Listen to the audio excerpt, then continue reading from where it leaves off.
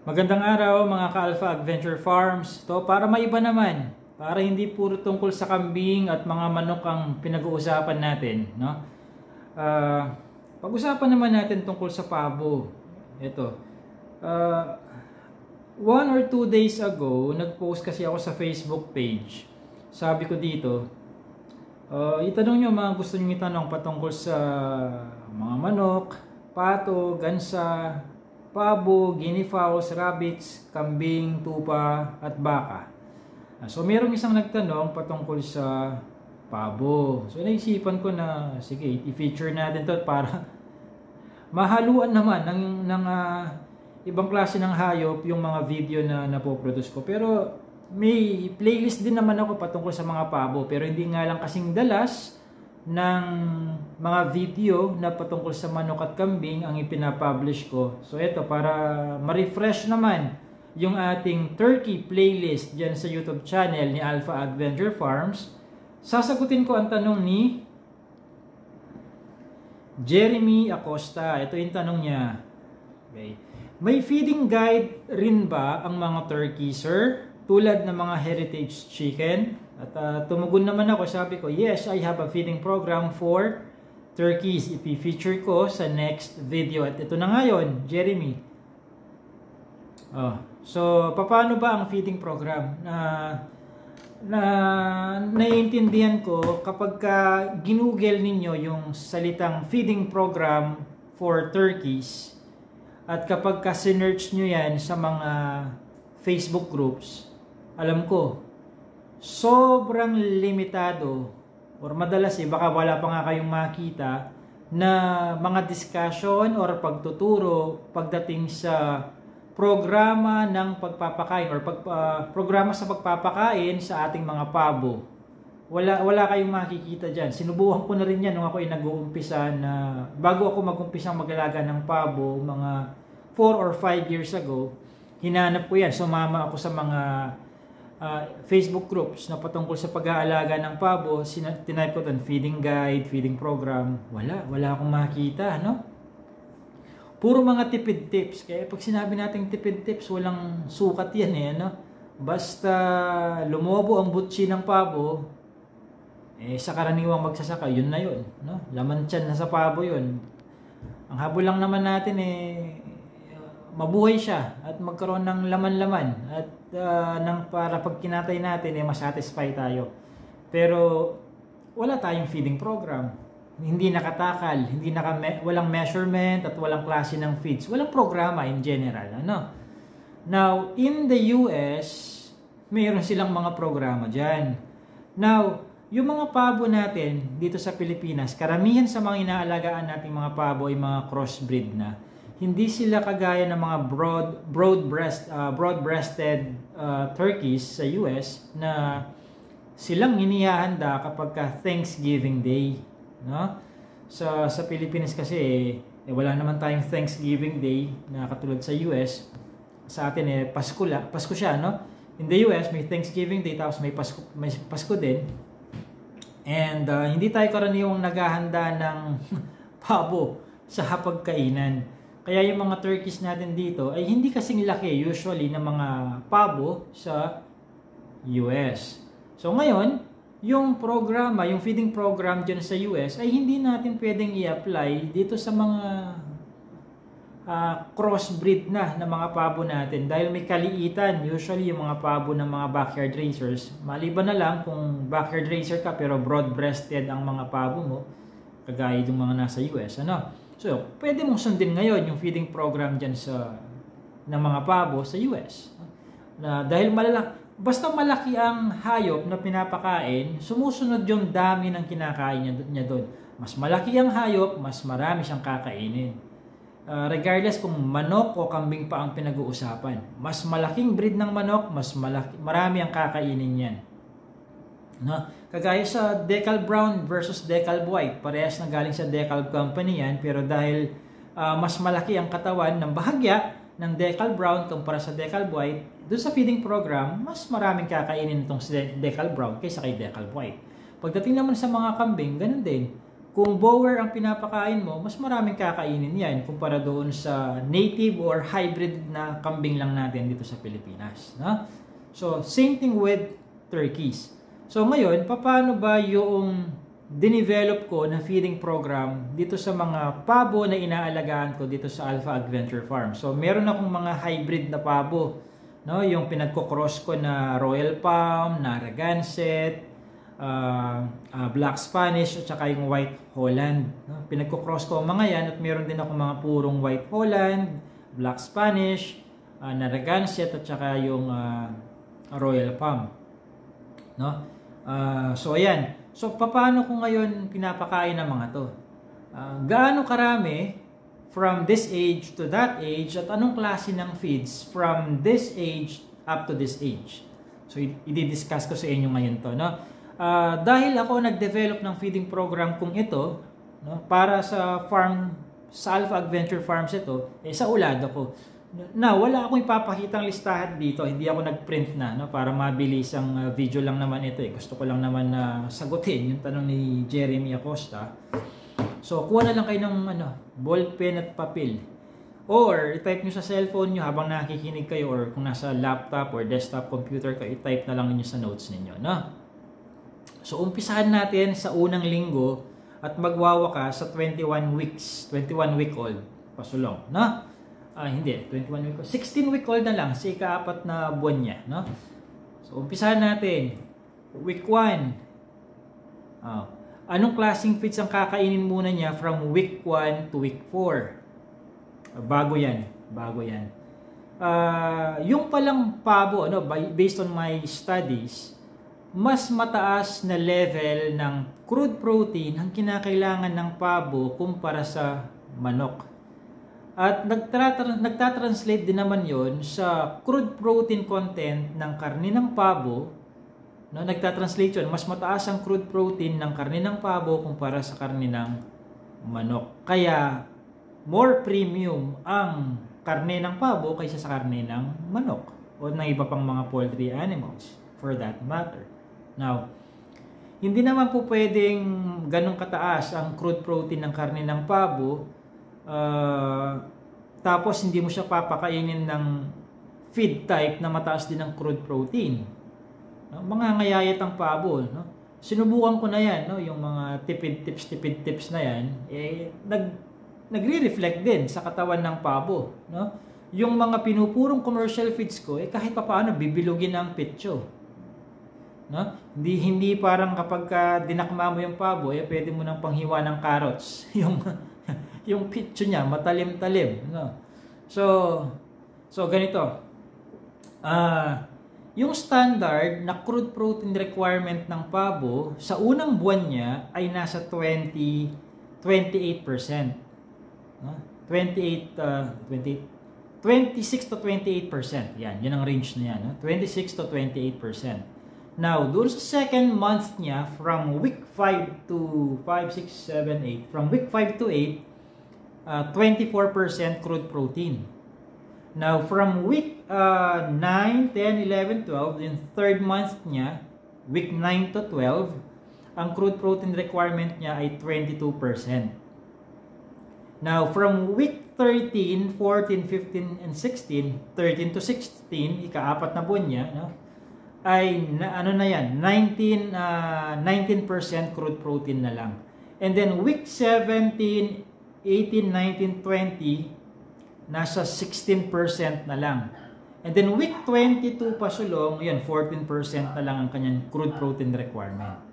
Ngayon ang tanong, meron ba tayong commercial feeds? Or yung mga commercial feeds natin na pang manok, meron ba sa kanila ang tatama doon sa crude protein requirement na pinagbabanggit ko?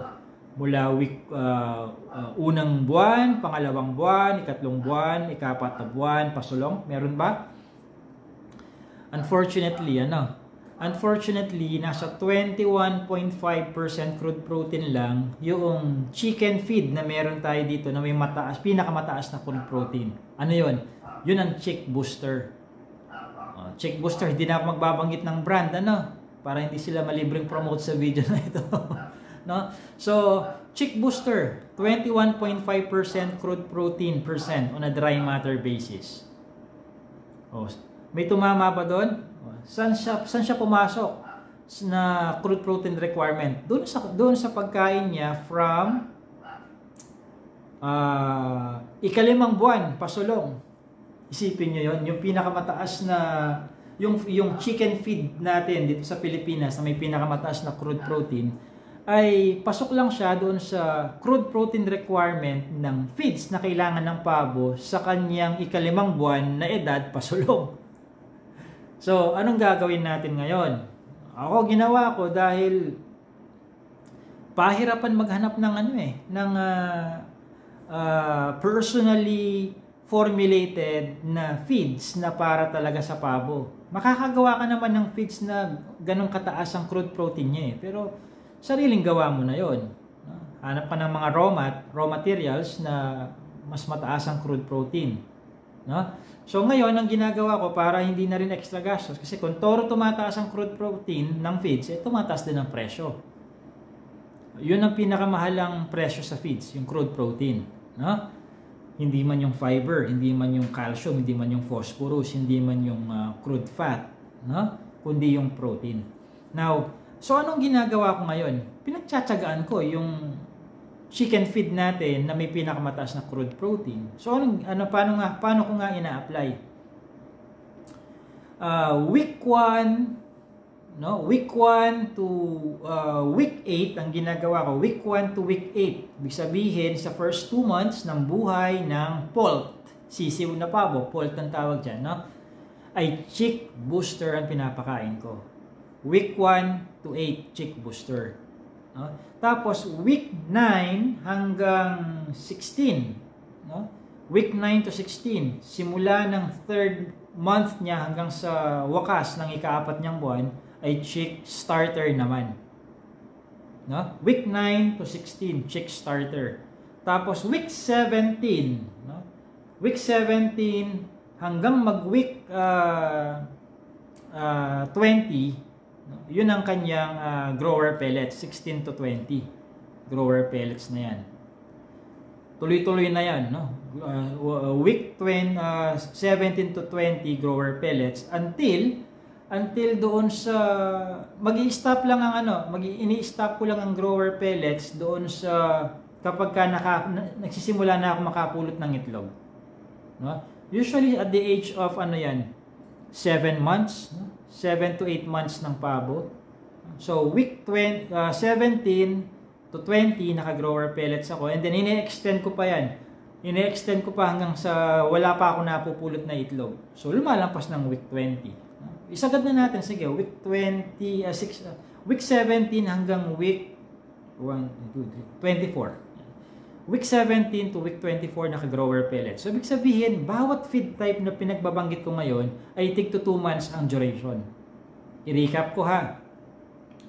Week 1 to 8, chick booster. Week 9 to 16, tama ba? 16? Week 9 to 16, chick starter. Week 17 to 24, grower pellets. And then week 25, pasulong, laying mash na.